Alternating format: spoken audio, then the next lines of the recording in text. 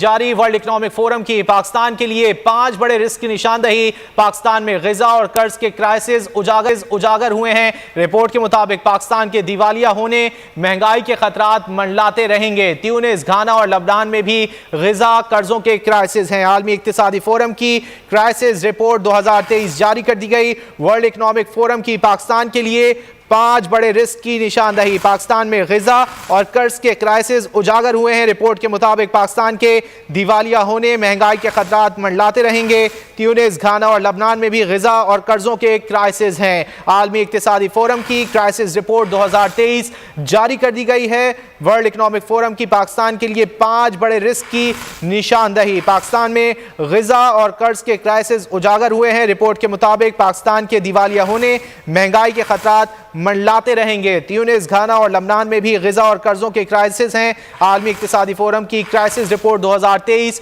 जारी कर दी गई है और इस रिपोर्ट के मुताबिक फोरम की पाकिस्तान के लिए 5 बड़े रिस्क की निशानदही सामने आई है। पाकिस्तान में ग़िज़ा और कर्ज के क्राइसिस उजागर हुए हैं।